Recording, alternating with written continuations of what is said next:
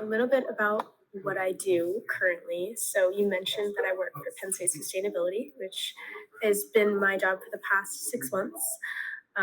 So I currently work with a team that addresses higher education sustainability curriculum development. So within this sphere, we're seeing a high demand for sustainability education at the like collegiate level, both here at Penn State and of course across the country. So here at Penn State, we actually conducted a survey, and it found that 80% of our students that took the survey are actually expressing desire for a greater incorporation of sustainability within their own specific like majors courses, which was really interesting for us to see because we actually had a high percentage of students from the College of Business here at Penn State, which is SMEAL. They were indicating that, and that was very interesting for us to see.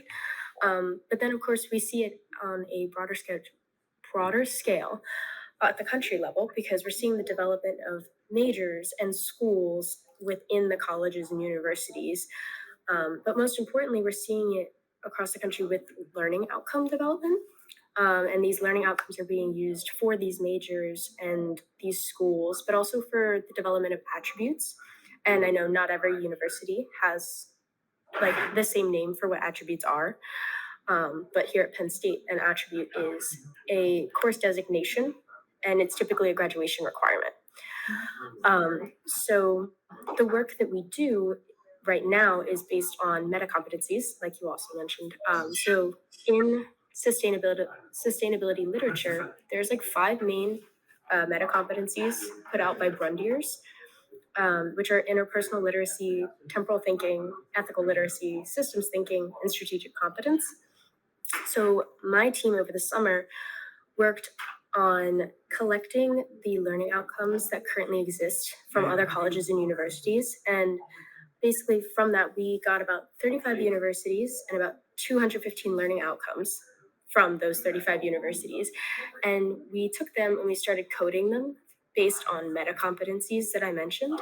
So we were able to develop things such as word banks and themes in order to create a framework that all universities and possibly even high schools would be able to use to develop their own sustainability learning outcomes. And now we're actually using that framework to develop learning outcomes here at Penn State, which is really exciting. And also thought what you said about implementing possible education in high school is very interesting because I was also thinking about partnering with an organization bringing the curriculum to my high school. So I was wondering if you can talk more about the possibilities of that. Yeah, absolutely. I mean, granted, the meta competencies that we're discussing were tailored to college level education, but that doesn't mean that the meta competencies can't be applied in the high school sphere. It's a little bit more demanding of high school students, but certainly, at least I believe that high school students are very much capable of interacting and developing those competencies. And I think that the framework that we're working on can easily be translated to high schools. It's just the matter of the high schools taking the time or having the resources and even sometimes the advocacy from the students to like sit down and develop the curriculum based on it. And sometimes it doesn't mean that you have to work from the ground up. Typically there's sustainability is interlaced in a lot of different courses. So it's just taking the time to pull it out and recognize it for what it is. And usually most schools have a baseline that they can actually work up from. And also, I saw on your profile that you sponsored a screening of a film related to climate issues. So, how do you think, events like these to engage and educate the community on climate change? Yeah. So this actually was I was actually reached out to by someone at Penn State Sustainability to sponsor it on behalf of a different organization I'm in, which is the Penn State chapter of UNA USA, which is a great organization if you're interested in the SDGs. We personally, I think that engaging with the community is much easier through common areas such as film or art or even sometimes talks like this because it puts everyone on the same common ground and it lets them interact with the subject matter in a way maybe they didn't think was possible before. And I think it's a really good way also for groups to get involved.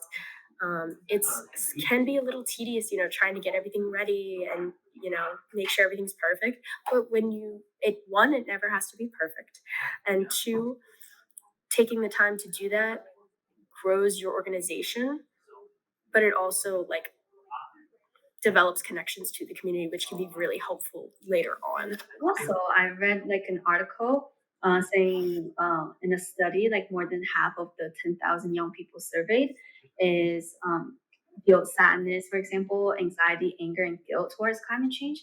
How do you think that we can change these emotional connections that we have towards climate change and harness these emotions to drive more meaningful change? Yeah, this has been something that has come up in our sphere, especially at the collegiate level, a lot recently, talking about climate anxiety and other like feelings surrounding that.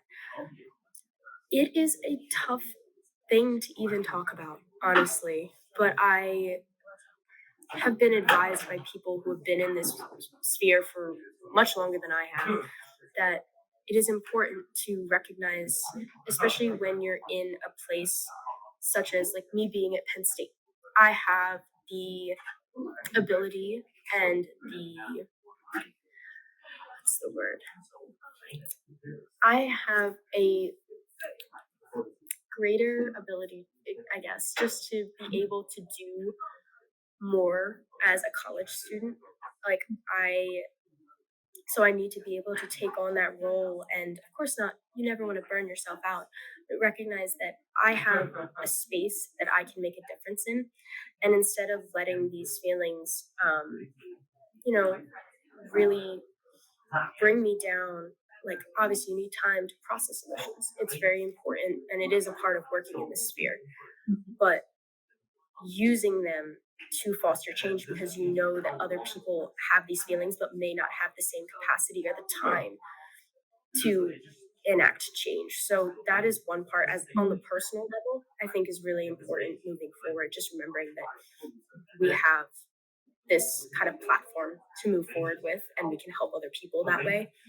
But then just in general, making sure that you have discussions about it, even though it can be sad and it can be anxiety producing. Like it's important to talk about what's going on and talk about specifically in your communities.